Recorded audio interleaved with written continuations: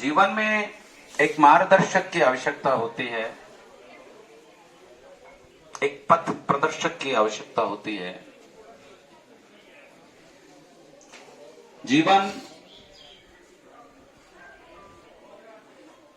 देखिए, बहुत महत्वपूर्ण बात है जो मैं आपको बताने जा रहा हूं। जी और वन,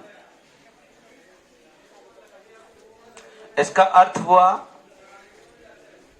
जीव इस शरीर रूपी वन में निवास कर रहा है।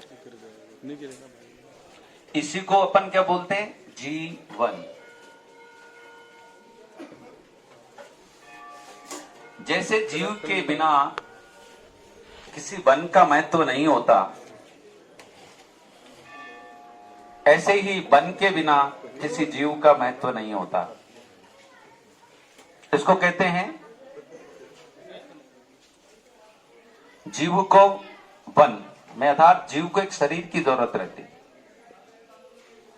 कोई भी एक जीव बिना शरीर के सूक्ष्मात्मक स्थिति में हमेशा या तो ब्रह्मांड में व्याप्त रहता है या परम ब्रह्म परमात्मा के व्यवस्था के अंतर्गत जुड़ा रहता है, या अपने कर्मों के अनुसार वो ब्रह्मांड के किसी नक्षत्र में, ग्रह में या किसी मंडल में निवास करता रहता है। जब तक उसको इस शरीर की व्यवस्था प्राप्त नहीं होती, तब तक वो क्रियान्वित कर्म करने के लिए उसके अंदर अपनी क्षमता नहीं होती है। जब तक जीव किसी शरीर को धारण नहीं करता, तब तक वो अपने कर्मों का भोग भी नहीं भोगता है। जब तक उसको देह नहीं मिलेगी, तब तक उसके प्रारब्ध का कर्म भी वो भोग नहीं पाएगा। प्रारब्ध का अर्थ होता है यहां जो कर्म आपने अपने जीवन में किए हैं। ध्यान रखिए, सुनिए ठीक से। जो कर्म आप अपने जीवन में कर रहे हो, नैतिक, अनैतिक, धार्मिक, अधार्मिक, कभी लोभवश, कभी मोहवश, कभी क्रोधवश, कभी आकर्षण के वशीभूत होकर, कभी अहंकार के वशीभूत होकर हम कर्म करते हैं। ऐसे ही सात्विक अर्थात भगवान का ध्यान करना, जप करना, तप करना, दान करना, ये भी प्रारब्ध का अपना कर्म है। इन्हीं में आपकी एक चीज छुपी हुई है जिसको कहते हैं सुख और दुख। जब आपने ध्यान किया, जब आपने जप किया, जब आपने तप किया, जब आपने दान किया, जप किया, तप किया, कर्म किया, यज्ञ किया, अनुष्ठान किया, पराहित में आप सदैव चिंतनरत रहे और अपने जीव को जीव के समान समझकर उसके कल्याण के लिए प्रयत्न करते रहे, इसको हम कहते हैं सात्विक कर्म। सात्विक कर्म प्रारब्ध का एक अंग है। और ऐसे ही होते हैं असात्विक कर्म, जो करने योग्य नहीं है। कामवश, क्रोधवश, मोहवश, आसक्तिवश, अहंकारवश हम जब इनको लेकर के इनके साथ कर्म करते हैं, इनके साथ रह करके कर्म करने लग जाते हैं, हमारी इंद्रियां इनमें आवर्त हो जाती हैं, हमारी इंद्रियां उनमें चले जाती हैं, तब हम असात्विक कर्म करते हैं। और इन दोनों का दो स्वरूप आपने देखा, सात्विक और असात्विक। जब प्राणी सात्विक कर्म करता है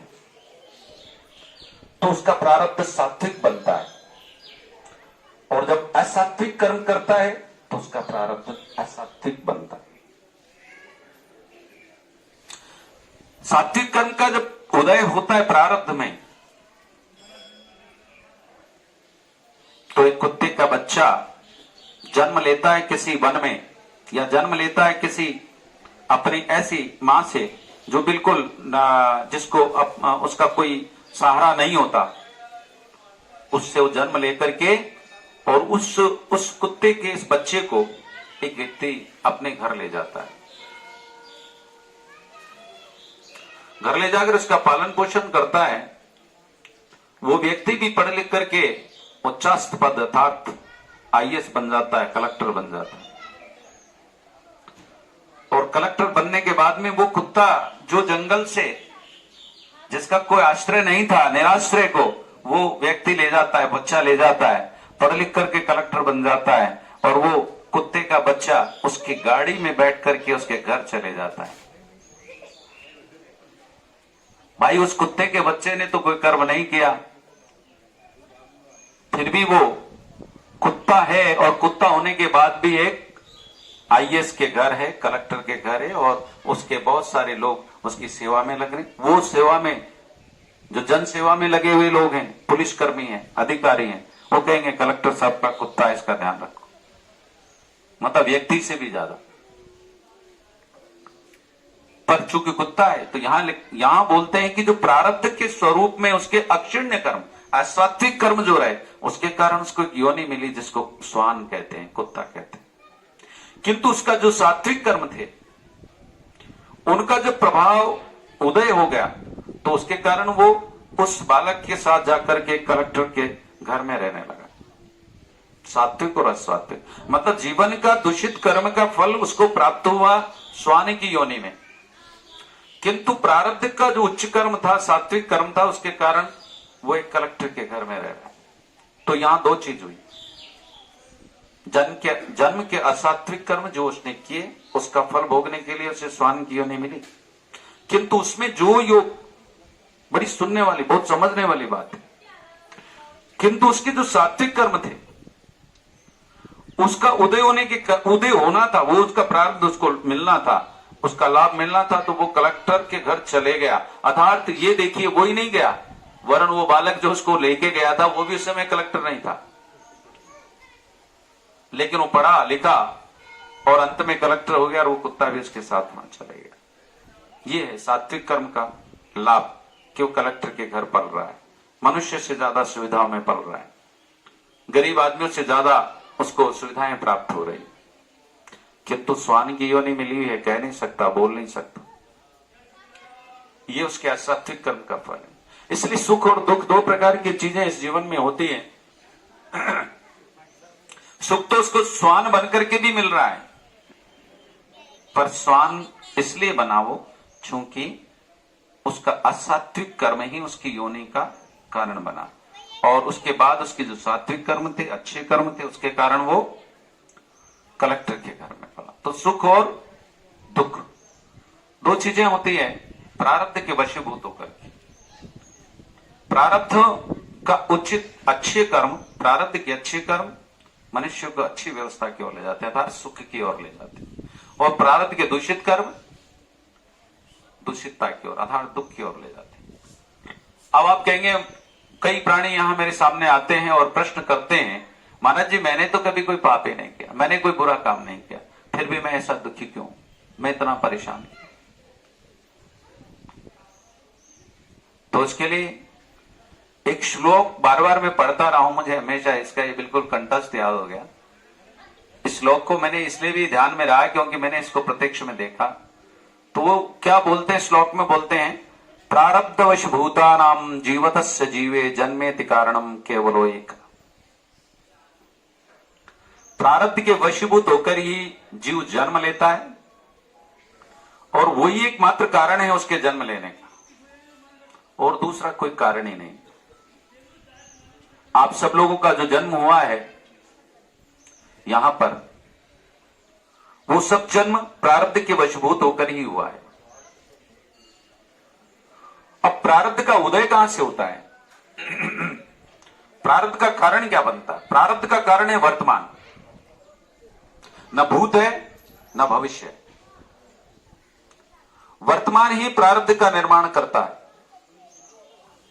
वर्तमान का अर्थ, मेरा एक शब्द जो गया वो भूत हो गया, एक शब्द आएगा वो भविष्य हो गया, लेकिन ये जो बोला जा रहा है ये वर्तमान है। अर्थात वर्तमान समय में किया हुआ कर्म ही आपके प्रारब्ध का जनक है, उसके निर्माण का कर्ता है। इसलिए आप वर्तमान को ठीक कीजिए। अगर आपका वर्तमान ठीक है तो आपका भविष्य ठीक है, और अगर आपका भविष्य ठीक है तो आपका भूत खुद ब खुद ही ठीक हो जाएगा। उल्टा नहीं है, सुलटा है। वर्तमान ठीक करेंगे तो भविष्य का निर्माण होगा, भविष्य यदि ठीक होगा तो भूत खुद ब खुद ठीक हो जाएगा, उसको करने की जरूरत नहीं है। यही प्रारब्ध है, क्योंकि आपका वर्तमान कर्म अच्छे या बुरे कर्म को जन्म देता है, और उसका फल भविष्य में अच्छा या बुरा उसको प्राप्त होता है। गुरु पूर्णिमा के इस महापर्व पर आत्मज्ञान के लिए समझना चाहिए। सभी लोग कहते हैं साहब आत्मज्ञान क्या होता है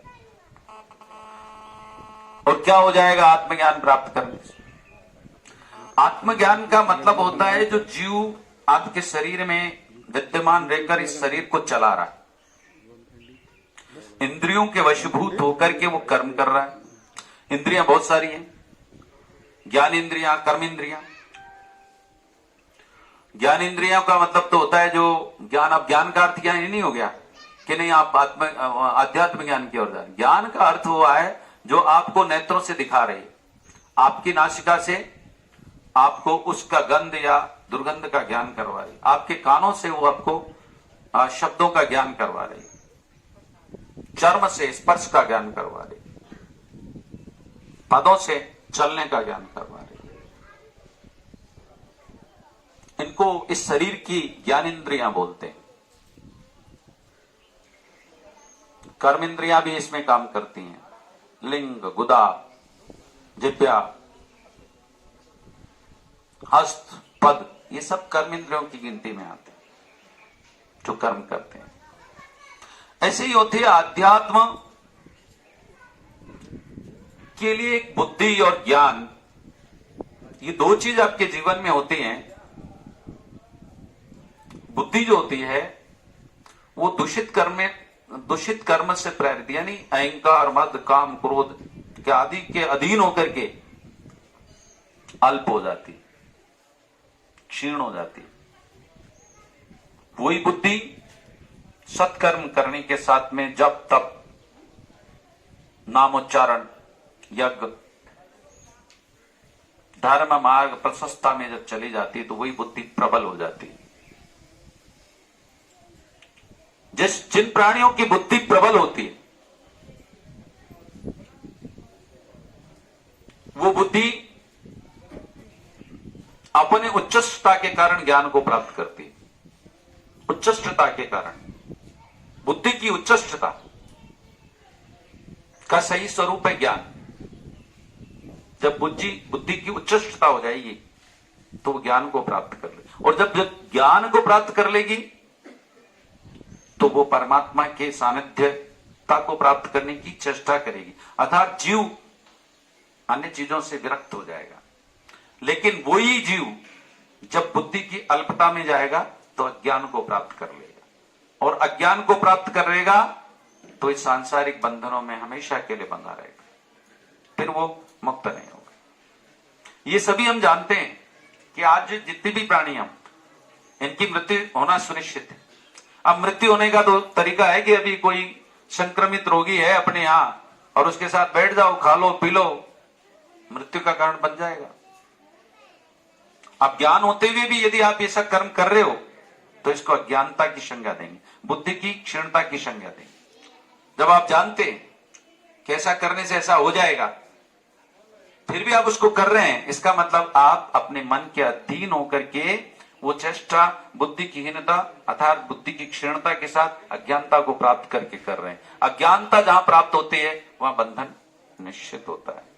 तो अज्ञानता से मुक्त रहने के लिए बुद्धि को उच्चष्ट करना चाहिए। बुद्धि की उच्चष्टता कैसे होगी? बिना जप तप योग बुद्धि की उच्चष्टता संभव ही नहीं है। आप बिना अच्छे कर्म के मार्ग पर जाए हुए बुद्धि की उच्चष्टता को प्राप्त नहीं कर सकते। यदि बुद्धि की उच्चष्टता को आपको प्राप्त करना है तो आपको सात्विक कर्म करना होगा। अब सात्विक कर्म कैसे होगा? सात्विक कर्म बिना साधना के संभव नहीं। क्या सुन रहे हैं आप? साधना, साधना का अल्प अर्थ है साधन। साधन का मतलब एक गाड़ी होगी यहां तो आप कोटा पहुंच जाएंगे, और पैदल जाएंगे, पैदल का साधन है तो शायद कई दिन लग जाएंगे। किसी फास्ट जिसको कहते हैं बहुत तीव्रगामी कोई साधन होगा तो जल्दी पहुंच जाएंगे। साधन, लेकिन वो साधन अपने आप काम नहीं करता, उसको क्रियान्वित करना होगा। एक ड्राइवर होगा, ईंधन होगा, तब वो साधन काम करेगा। अब वो ड्राइवर और ईंधन, आपके पास शरीर रूपी व्यवस्था है। ड्राइवर मन, मन आपका, और ईंधन में शरीर का वो स्रोत है जिसे ऊर्जा बोलते हैं। वो ऊर्जा आपके अंदर होगी तभी वो साधन काम आएगा। अब लेकिन वो ऊर्जा और वो ईंधन आपका सही होना चाहिए। वो ड्राइवर जो पथ मार्गदर्शक जो आपको चला रहा है, वाहक, वो भी सही होना चाहिए। वाहक कौन है? मन। अगर वो सही होगा तो सही दिशा में चले जाएगा, और वो गलत होगा तो गलत दिशा में चले जाएगा। अगर वो सही दिशा में जा रहा है तो आप सुरक्षित पहुंच जाएंगे, और सही दिशा में नहीं जा रहा है तो आप कहीं न कहीं टकराएंगे, गिरेंगे, मरेंगे, हाथ पैर टूट जाएंगे, मर भी सकते हैं, कुछ भी हो सकता है। साधन, ऊर्जा सही होना चाहिए साधन के पास,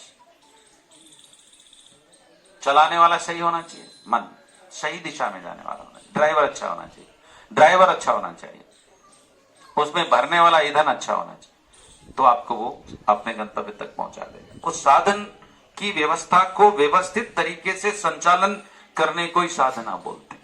उस साधन को सही तरीके से संचालित करने को ही साधना कहते हैं। अर्थात इस मन रूपी व्यवस्था को इंद्रियों और वृत्तियों से मुक्त रख करके उच्च वृत्तियों को प्राप्त करने को ही साधना बोलते हैं। जो आदमी उच्च वृत्तियों को प्राप्त कर लेता है तो फिर वो ईश्वर के मार्ग में चला जाता है, ईश्वर को प्राप्त कर लेता है। ईश्वर को प्राप्त करना अनिवार्य क्यों है? क्योंकि बार बार जन्म लेना और बार बार मृत्यु को प्राप्त होना बड़ा कष्टप्रद है। अब जाने कौन जो जन्म लेने वाला समझे, और जाने कौन जो मर रहा है वो समझे। अभी वर्तमान में न तो आपने किसी ने जन्म लिया है और न ही आप मरे हो। अब इसको जानने के लिए आपको कल्पना करनी पड़ेगी, जन्म की कल्पना करनी पड़ेगी और मृत्यु की कल्पना करनी पड़ेगी। अर्थात ये आपको ध्यान करना होगा कि मृत्यु कैसे है और जन्म कैसे है। इसको जानने के लिए फिर आपको अध्ययन करना होगा, पुराणों का अध्ययन करना पड़ेगा, शास्त्रों का अध्ययन करना पड़ेगा, वेदों का अध्ययन करना पड़ेगा, दर्शन का अध्ययन करना पड़ेगा, उपदर्शन का अध्ययन करना पड़ेगा। बहुत सारी चीजों का अध्ययन जब आप करेंगे तब उनको आप समझ पाएंगे। या वो गुरुजन जिन्होंने अपने जीवन में उसका अध्ययन कर लिया है, या जिन्होंने अपने जीवन में उनका अभ्यास कर लिया अध्ययन करके, उनके सानिध्य में रहने पर वो आपको अवगत कराएंगे। वो आपको बताएंगे कि ये जन्म का कारण और जन्म का कष्ट या जन्म का सुख है, या ये मृत्यु का कारण, मृत्यु का कष्ट या मृत्यु का सुख है। मृत्यु से सुख भी प्राप्त होता है और दुख भी प्राप्त होता है। अगर मृत्यु होने पर जीव सही गति में सही स्थान पर चले जाए तो सुख को प्राप्त करता है। मृत्यु होने के बाद में उसके कर्मानुसार अगर उसकी दुर्गति हो जाए तो वो दुख को प्राप्त होता है। तो ये शरीर ही सुख और दुख को प्राप्त नहीं करता। जो जीवात्मा है जब आत्मा से पृथक हो जाती है तो दुख को प्राप्त करता है। जैसे एक समुद्र में एक जहाज से पृथक हुआ प्राणी कष्टमय अवस्था में चले जाता है, और वो समुद्र में जब तक जहाज पर रहता है तब तक उसकी सुरक्षा की निश्चित गारंटी है। लेकिन जहाज से पृथक होने के बाद उसके जीवन की कोई गारंटी नहीं, अगर तैरना भी जानता है तो भी नहीं है, क्योंकि समुद्र के जीव उसको कहीं भी खा जाएंगे। ये नरक का गरुड़ पुराण पढ़ी आपने, सुनी होगी बहुत सारे। नरक ही होता जैसे ही आत्मा का साथ छूटता है मनुष्य से, जैसे ही समुद्र में से शिव का साथ छूट जाता है मानव का, तो फिर उसके वो जरूरी नहीं तैरना जानता है और उसके किनारे पहुंच जाए। उसमें रहने वाले कृमि उसको खा जाएंगे, समाप्त कर देंगे। अर्थात किसी भी हालत में समुद्र में शिव को और शरीर में जीव आत्मा को नहीं छोड़े। किसी भी हालत में समुद्र में शिव को और शरीर में आत्मा को न छोड़े। अगर ये दोनों छोड़ दिया तो उसका कोई ठिकाना नहीं, दुख के अलावा कोई कारण नहीं उसका। इसलिए हमेशा इस जीव को आत्मा के साथ रहना चाहिए, आत्मा के सानिध्य में रहना चाहिए। जैसे समुद्र में जहाज पर रहने वाला प्राणी सुरक्षित है जब तक जहाज सुरक्षित है, इसी प्रकार से इस शरीर में रहने वाला जीव आत्मा का सानिध्य करता है तब तक वो सुरक्षित और सुव्यवस्थित है।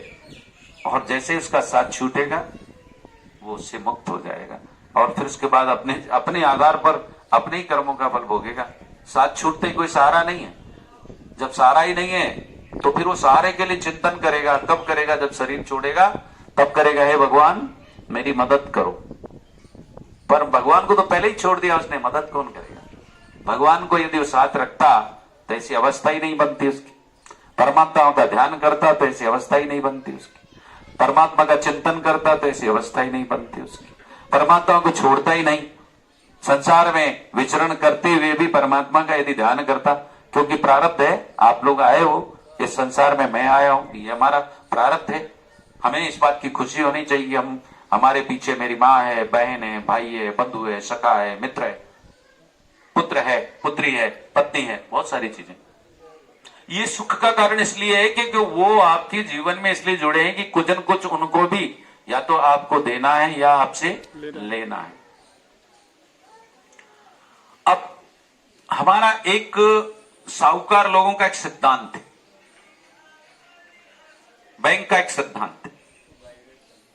यदि आप बैंक से कर्ज लेते हो तो किसी न किसी चीज को या तो धरोहर या गारंटर या किसी के साथ वो आपको दे देते।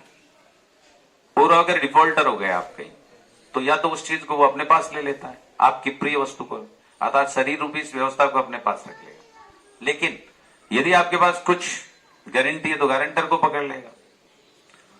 ऐसे ही अगर हमने इस संसार में रहते हुए ये जो कर्जदार लोग हैं या हम जो कर्जदार लोग हैं, यानी हमने अपना ऋण नहीं चुकाया है यदि कभी, तो फिर हम उस जिससे ऋण लिया उसके अधीन है।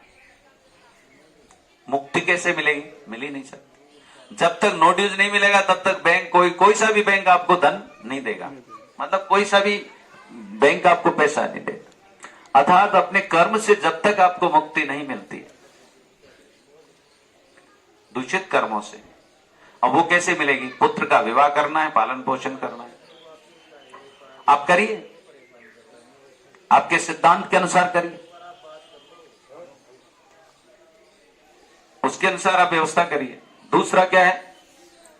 दूसरा है मत करो, आप वैरागी हो जाओ। अब मैं बहुत ही एक अहम बात बता रहा हूं, आप इस सारी चीजों से छूट करके बोलो मुझे तो परमात्मा को प्राप्त करना है।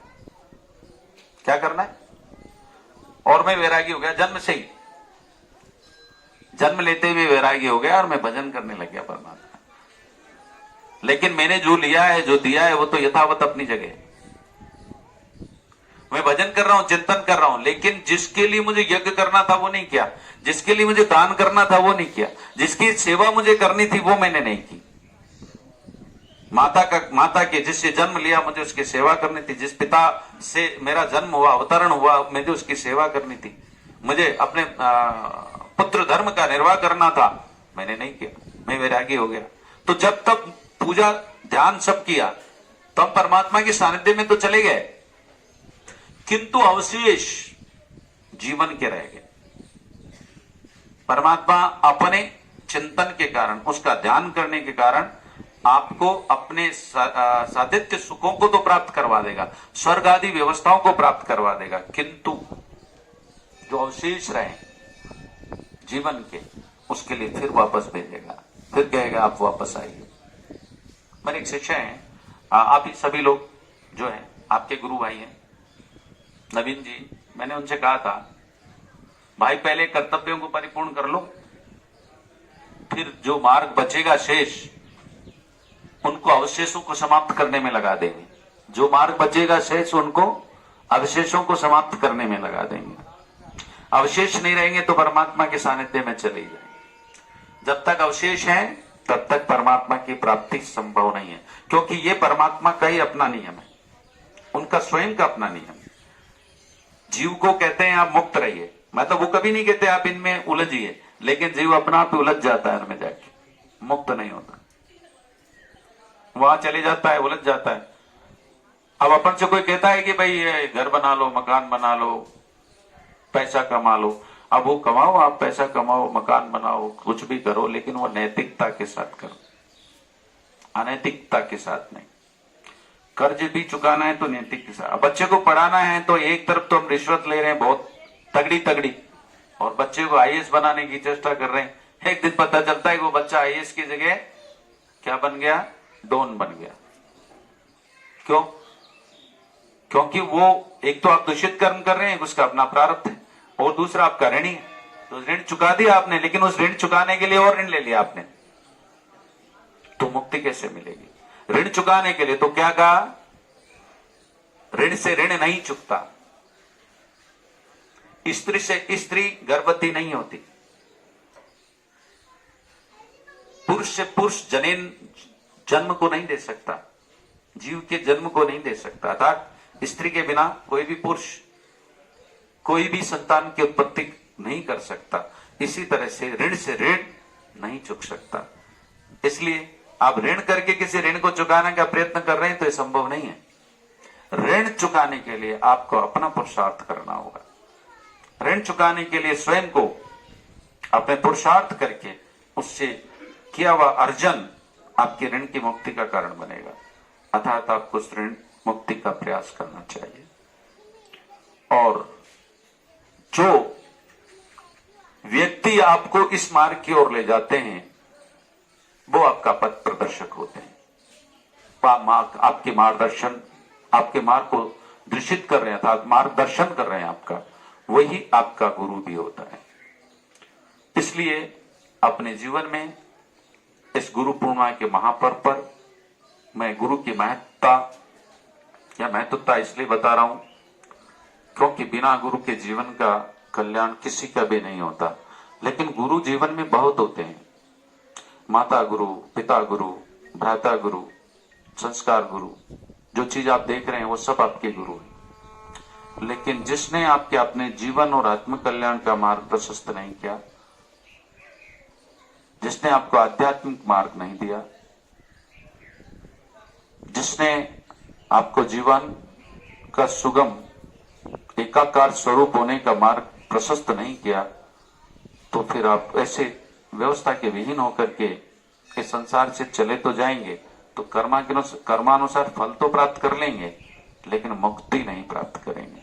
और एक अच्छे से जीवन में जीव की मुक्ति के लिए, जीव परमात्मा के एक अंश है। मैं आपको एक बात और बता रहा हूं, जीव जो है ना हमारा, ये जो आप लोग बैठ करके बात, ये नहीं होगा तो हम कोई बात ही नहीं कर सकते।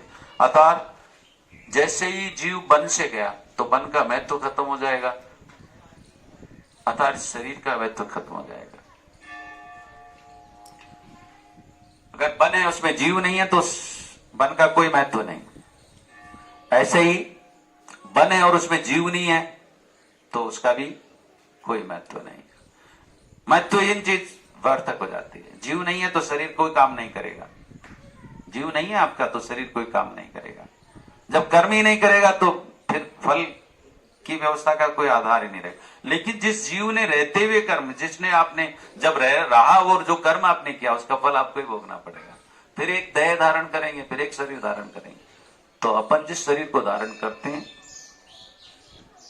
उसको हम कहते हैं भोग शरीर, भोगने वाला शरीर।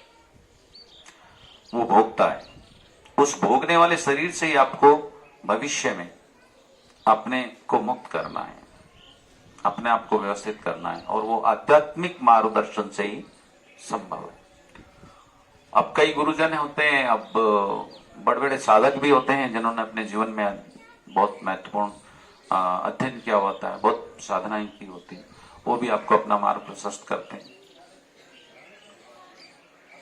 अब उसको क्रियान्विति में लाना आपका काम है। गुरु के शब्द हैं जिसको कहते हैं गुरु वाक्य जनार्दन। गुरु का वाक्य ही जनार्दन का वाक्य, अर्थात जनार्दन किसको कहते हैं? भगवान, जनों का मालिक, व्यक्तियों का मालिक, जीवों का मालिक, वो परमात्मा जनार्दन। गुरु वाक्यम जनार्दन। गुरु का वाक्य ही क्या है? गुरु का वाक्य जनार्दन, बाकी भगवान का वाक्य, भगवान का शब्द है, अर्थात उसको पालन कीजिए। पर मैं ये नहीं कहता कि गुरु के अधीन हो जाइए और आप अपनी संपूर्ण संपदा अपने गुरुओं को लुटा दीजिए। मैं ये भी नहीं कहता कि आप गुरु के बताए हुए मार्ग पर विलासिता को ग्रहण कर लीजिए। मैं ये भी नहीं कहता हूं कि आपका गुरु महात्मा होना चाहिए, आपका गुरु ग्रस्त होना चाहिए, या आपका गुरु कोई वैरागी होना चाहिए, या कोई तपस्वी होना चाहिए, या कोई पंडित होना चाहिए। मेरा अपने जीवन में एक अनुभव है कि आपका गुरु केवल वो होना चाहिए जो आपको सही मार्गदर्शन दे सके, सही दिशा दे सके, सही व्यवस्था दे सके, और सही व्यवस्था और सही दिशा दे सके, और उस दिशा से आप अपने आप को जीवन के कल्याण के मार्ग पर ले जाओ। आत्म कल्याण, लोग कहते हैं आत्म कल्याण, अब आत्मा का क्या कल्याण होगा? आत्मा का तो कोई कल्याण नहीं, कौन कर सकता है? एक शब्द है, बहुत अमूमन आपको कथाओं में सुनने को मिल जाएगा, आत्म कल्याण। आप आत्म कल्याण हितार्थ कर्म करो। अब मुझे बताओ भाई, आत्मा का कल्याण कैसे होगा? कोई आत्मा का कल्याण हो सकता है क्या? आत्मा तो परमात्मा स्वयं अपना स्वरूप है, अपना एक अंश मात्र है। वो अपने अंश मात्र में क्या सुधार करेगा? मतलब वो जो स्वयं सुधरा हुआ है, जो संपूर्ण विश्व को सुधार रहा है, आत्म कल्याण, उसका कल्याण करो, उसका कल्याण नहीं। यह शब्द होना चाहिए जीव कल्याण के लिए आत्म साक्षात्कार करो। जीव के कल्याण के लिए आत्मा का साक्षात करो, आत्म कल्याण। आत्मा तो स्वतः कल्याणकारी है, संपूर्ण विश्व का नहीं, संपूर्ण जीव जो दृश्यित है। अभी कोरोना रूपी जो जीव है, जो दिखता नहीं है, ये उसका भी कल्याण कर रहा है। वो भी अपने प्रारब्ध में आ चुका है। जब पैसे प्रारब्ध खत्म होगा, वो भी समाप्त हो जाएगा। इसलिए जीव का कल्याण कीजिए आत्म साक्षात्कार करके। जो इस मार्ग पर आपको ले जाए वही आपका सच्चा हितैषी गुरु है, या सच्चा मित्र है, या हितैषी साथी है आपका, जो आपको सही दिशा की ओर ले जाता है। तो आज गुरु पर्व पर मेरी ओर से आप लोगों को संदेश है कि जीवन में एक अच्छे मार्गदर्शक की जरूरत है, वो होना चाहिए। कोई भी हो, पर वो होना चाहिए। पर ये ध्यान जरूर आप रखिए, गुरु के अपने कुछ लक्षण हैं, मैंने आपके कई गुरु भाइयों को बता रखे, उनका ध्यान रखिए। आप कथाओं में जाते हैं, कोई ब्राह्मण हो, आचार्य हो, यहां बैठे हो, मैं क्षमा चाहूंगा उनको, फिर भी मैं अब तो हमसे कहना चाहता हूं। वो कहते हैं कि आज दीक्षा का मतलब सप्ताह जी पूरी हो गई है, और कल जो भी दीक्षा लेना चाहते हैं आप उपस्थित हो जाएं कल। उन्होंने एक पुराण पढ़ दिया, पुराण आपको सुना दिया, पर अपने जीवन चरित्र में उसको कभी नहीं अपनाया, और फिर भी वो आपको दीक्षा दे रहे हैं, तो आपको अपने समान ही बनाएंगे, उनके समान ही आपको ले जाएंगे।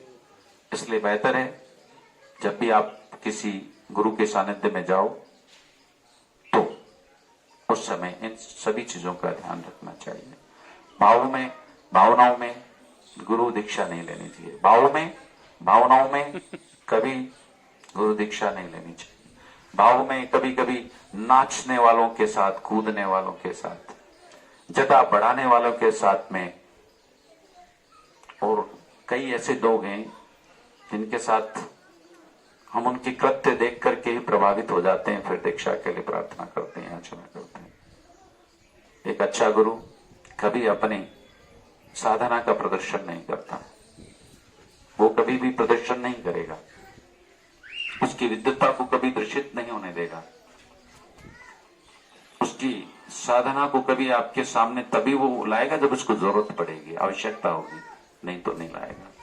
तो एक साधारणत्व व्यक्ति की तरह ही आपसे व्यवहार करेगा, न पंडित बनेगा, न साधु बनेगा, न तपस्वी बनेगा, वो कुछ नहीं बनेगा, पर फिर भी वो आध्यात्म ज्ञानी, वो महापुरुष आपका गुरु बनेगा। जब भी बनेगा वही आपका गुरु बनेगा, और वही बनना चाहिए। यही जीवन का लक्ष्य रखिए और वही आपके मार्ग, उस मार्ग पर आप चलिए। समर्पितम च गुरुर्वाक्य, समर्पितम च भाव। गुरु वाक्य को समर्पित हो जाइए और अपने भावों को गुरु के सानिध्य में ले जाइए।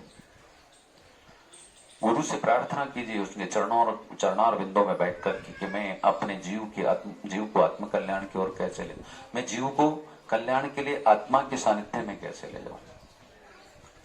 ये मार्ग मुझे प्रशस्त कीजिए गुरुदेव। मैं इस जीवन के इस भवसागर से मुक्त होना चाहता हूं, किंतु प्रारब्ध के अक्षणिक कर्मों को शेष रह करके नहीं, संपूर्ण प्रारब्ध कर्मों को भोगते हुए मैं इससे मुक्त होना चाहता हूं। ये आपका संकल्प होना चाहिए। और गुरु पूर्णिमा एक विशेष पर्व इसलिए माना गया, इस संपूर्ण विश्व में जो शास्त्रों के ज्ञाता भगवान व्यास जी महाराज, जिन्होंने संपूर्ण वेदों की रचना अपने हस्त से लिखी, उन वेदों को संतों को सुनाया। जैसे आपने कभी सुना होगा पुराणों में, निमिष अरण्य में भगवान व्यास ने ऐसा कहा, साधुओं के साथ ऐसा कहा, संतों की भीड़ में ऐसा कहा। तो वो समय भगवान व्यास ने अपने अनुभव से उस विज्ञान को हम लोगों तक पहुंचाया। सबसे पहले गुरु वही थे जिन्होंने भगवान के सानिध्य को प्राप्त किया, और फिर उनके ज्ञान को प्राप्त करके जिस मार्ग से उन्होंने उन चीजों को प्राप्त किया, उसी मार्गों के द्वारा हमें उन पुराणों, वेदों, शास्त्रों और उपनिषदों का ज्ञान करवाया। इस कारण आज ये पर्व सभी साधु संत निमेषारण्य में, गंगा तटों पर, तीर्थ स्थलों पर या गुरु आश्रमों पर ये पर्व मनाया जाता है, और अपने गुरु जी के सानिध्य में एक दिन उनके लिए निकाला जाता है। एक दिन विशेषता है। 365 दिन में 364 दिन आप लोगों के अपने कर्तव्य के लिए होते हैं, और 365वां दिन अपने गुरु के लिए होता है। लेकिन गुरु जी का 365 के 365 दिन अपने शिष्यों के लिए होता है। 365 से 365 दिन जो भी गुरु है निरंतर सतत अपने शिष्यों की चिंता में रहते हैं। चिंता का मतलब ये नहीं कि वो चिंता में मर रहे होते हैं, उनको चिंता रहती है कि मेरा शिष्य कुमार्ग पर नहीं चले जाए, गलत दिशा में नहीं चले जाए, कष्ट को प्राप्त नहीं हो जाए, दुख को प्राप्त नहीं हो जाए, संसार के मार्गों में भटक नहीं जाए। ये चिंता उसको सदैव बनी रहती है। इसलिए गुरु लोग भी चिंता मुक्त नहीं होते। उन्हें भी अपने, अगर शिष्य बनाया तो चिंता उसको भी होगी, बना लिया तो। इसलिए ज्यादातर संत योगी क्या करते हैं, शिष्य बनाते ही नहीं। वो अपनी साधना और चित्त की वृत्तियों को नियंत्रण करने में ही लगे रहते हैं। लेकिन कोई तो इस मार्गदर्शन, कोई तो चाहिए जो संसार में सही दिशा, सही मार्ग को। अब आज आपने अपने गुरुओं की सानिध्य को प्राप्त कर लिया, कल वही आप उसकी व्यवस्था को आगे बढ़ाएंगे। यही परंपरा है, इसी परंपरा को धारण करें। आप सभी का इस गुरु पावन पर्व पर कल्याण हो। मैंने बहुत समय आप लोगों का ले लिया है, लेकिन व्यर्थ नहीं लिया। इसमें भी अर्थ है। अर्थ दो प्रकार का होता है, आध्यात्म अर्थ और दूसरा सांसारिक अर्थ। अब आपको इससे आध्यात्म अर्थ तो मिल जाएगा, लेकिन सही दिशा में चले तो सांसारिक अर्थ भी मिल जाएगा। दिशा दोनों सही होनी चाहिए, पैरेलल होने चाहिए, साथ साथ चलने चाहिए। ठीक है, तो आप सभी का कल्याण हो। हम कुछ समय के लिए 2 या 5 मिनट के लिए मेरे ख्याल से एक ओमकार मंत्र का जाप करेंगे। 5 मिनट के लिए सभी अपने ध्यान मुद्रा में आ जाएं और अपने चित्त की वृत्तियों को, सात्विक वृत्तियों को आज्ञा चक्र पर ले जाएं और समझिए कि आप परम परमात्मा के सानिध्य में हो, परम ब्रह्म परमात्मा के सानिध्य में हो, और परम परमात्मा आपसे पृथक नहीं है, आपके साथ है अभी। ऐसी एक भावना आप अपने मन में पैदा कीजिए। और हम अब उसके लिए मंत्र जप कर रहे हैं। प्रणव मंत्र जप 5 मिनट इसलिए क्योंकि वो 5 मिनट में हमको कुछ ऊर्जा प्रदत्त हो जाएगी, तो ठीक रहेगा। ठीक है। ओ